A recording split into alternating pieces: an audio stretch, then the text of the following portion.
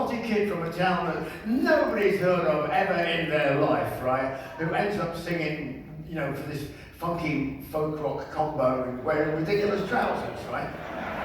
So, I mean, what have I got in common with you? I mean, a background. I have to find something in common with the audience tonight. So, I'll just run through the little things that what can I possibly have in 2 arms, 2 legs, 2 feet. That's most of us.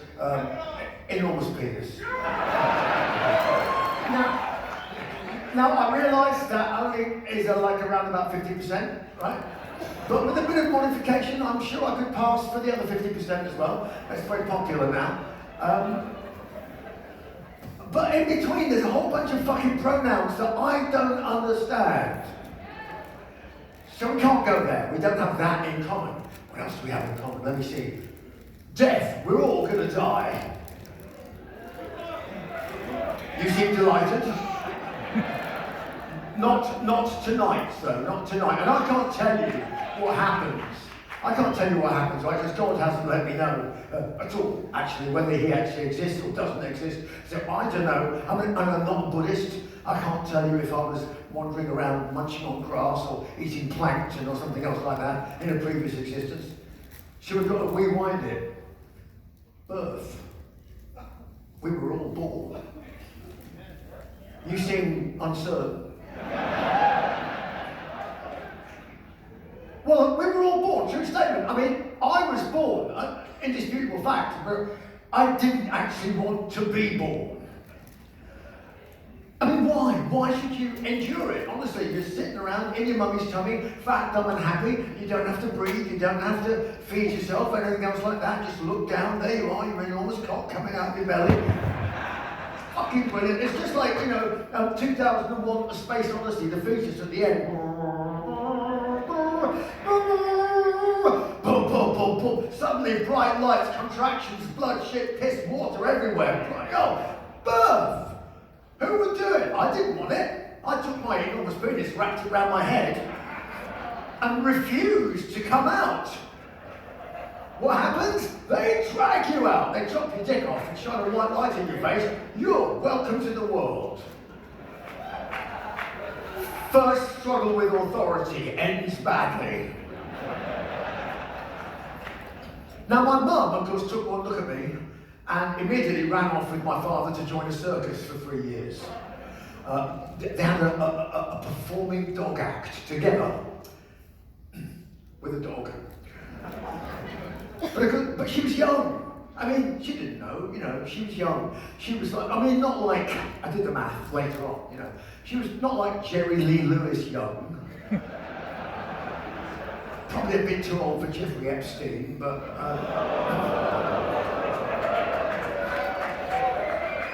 I didn't know any members of the royal family, so hey.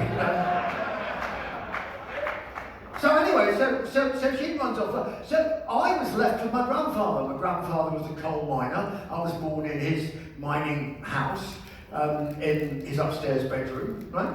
So he raised me for 3-4 years, and of course, we were in this weird ass town, the town that nobody has heard of, right? It's a town. Well, when they invented the name of this place, they just went, this should never happen again, you know.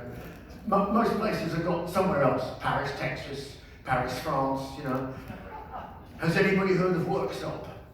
You're weird. You're weird straight away, because Workshop, the only good thing is there's the road in and there's the road out. It's as if when they said that we're going to call this place Workshop, it's like this should never happen again, okay? And there's only 3 people that I can figure out who are famous who've come from this place. You know, there's me. There's a golfer, a guy called Lee Westwood. He's from there. You like golf? I fucking hate golf. I'm with Mark Twain on this one. It's a good walk, spoiled, right? But the third person to come on there is the slaphead guy from Halloween, the Bond villain. I expect you to die, Mr. Bond. Yeah, Donald Pleasance. Yeah, he's the third one. 3 weirdos from the same town. That's enough to qualify to get razed to the ground. But But of course I was living there, and it was okay. I mean, went to the local kindergarten, whatever it was, little junior school or something, you know, and I had lots of relations there. I mean, this is actually my great uncle, right? My great uncle John. The reason he's wearing all that outfit is because he was in the Royal Air Force during the Second World War, and that's in Malta. Yeah. Malta's a very popular holiday destination, particularly with the Germans. But we all love them now. Back then, of course, it was still a popular destination for the Germans, but they were just trying to redevelop the property a little bit with high explosives. But he was the guy that used to sit me on his knee when I was 4 years old. That's when you could sit somebody on your knee without calling social services and stuff like that. He would sit me on my knee and tell me all these amazing stories, and I'd make model aeroplanes with him, and I heard a story about an airship called the R101. I thought that might come in useful later on. You know, and so things in your life that happen when you're a kid, they keep cropping up, they recur. It's amazing, honestly, it really is. I mean, take this picture of me, for example. This is me. It really is. This is before the age of Photoshop, of course. Nowadays, you'd never let a picture like that go out, would you? You wouldn't, no. No, it'd be unthinkable. You know, you get your handheld device, you know, you'd be like, hang on, what? And there's any one of 40 species of fish I could turn into my lips, you know. The Adolf Hitler haircut, we can get rid of that. I'll just put Kim Kardashian's butt on top of my head, you know, that'll work, you know. But, of course, you know, I looked at this shot, you know, and I went, hang on a minute, what the fuck is that? I don't remember that, right? So I had to think what it was, and I thought, well, what possible explanations could I come up with? Let me see.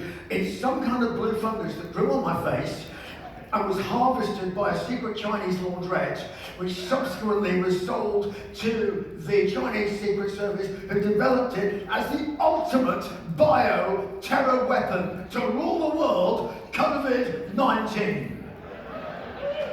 Hey, it's as good a story as anything else, isn't it? It would get me on Joe Rogan for sure, that's it.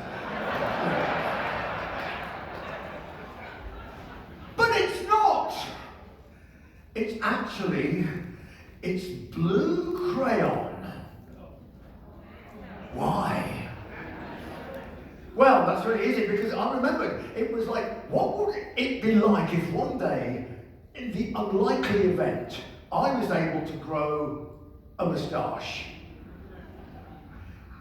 And the moustache comes back to haunt me, and it will haunt you, unfortunately, throughout the show, because it rolls on and on and on. But anyway, I had my great uncle, I had my granddad, and I had lots of aunts and uncles and people like that, who weren't really your aunt or your uncle. You know, you've got Uncle so-and-so and blah, blah, blah. And they come and look after you and things like that for a while. And you've got your aunties, and then you've got your special aunties, you know, and she's very special. She's the one that's fucking your dad. You don't realise that at the time. It's your special auntie, you know. But, my parents came back. Oh, we are your parents. Since when? Second struggle with authority goes badly as well. I'm yanked away to a place called Sheffield, which is just north of Worksop. Some people may have heard of this place, right? So Sheffield, what do they do in Sheffield? They make cutlery, they make knives, they make bits of steel for things that go bang, things that go glug, you know, submarines and ships and things like that. They make Def Leppard. Yes.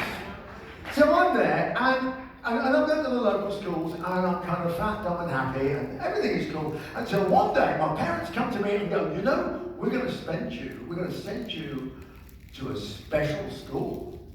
I went, oh, a special school, huh? What sort of school might that be? And here, I need an explanation. Because they said, we're going to send you to an English public school. Exactly. What's the big deal about that? You go to an American public school, it's where everybody goes, right? No. This is English we're talking about. So, I mean, American English, most Americans, especially Texans, usually say exactly what they mean. Otherwise they shoot you, right? I mean, the only people in America that don't say what they mean are fucking politicians, right? It's just on a regular basis. I mean, they're weird, aren't they, politicians, honestly? I mean, are any of them normal? No, they're not. You ever see these politicians walking around in the streets? No, you only see them on like CNN and stuff, and they're weird looking. I mean, you've got the one guy now, you know, the president, you know, whatever his name is, you know, President Bygone. That's it. He's like Mr. Potato Head, right? And then you've got his rival, you know, which is like, he's like the Pillsbury Doughboy, only orange, you know. I can't get my head around it, but anyway, let's not talk about that. So they want to send me to a special school. The problem is, in English as opposed to American English, right, that a special school, a public school, is not actually a public school. It's a private school.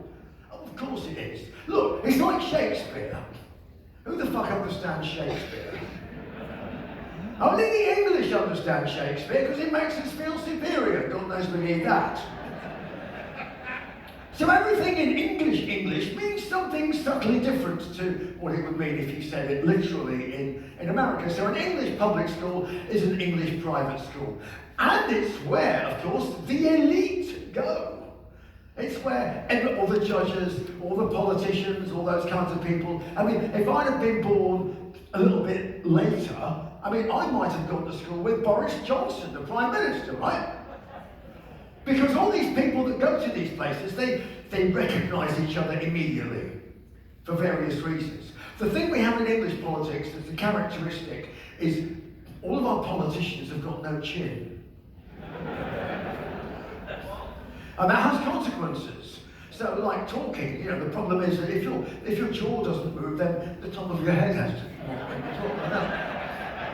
And the other thing is like, you know, other consequences that you don't normally see in public, like soup, for example, is tricky, you know, with no chin. You know, but an immediate consequence is the way they talk, right? So with no chin, you immediately talk like that. And that has consequences for your locomotion. Walking up and down like that, you see. Oh my God, there's Boris! My God, I think we went to school together. Good God, Boris, with a chin like that, one day you might be the Prime Minister. Oh, fuck me, you are the Prime Minister. Politics, it's rock and roll for ugly people, all right?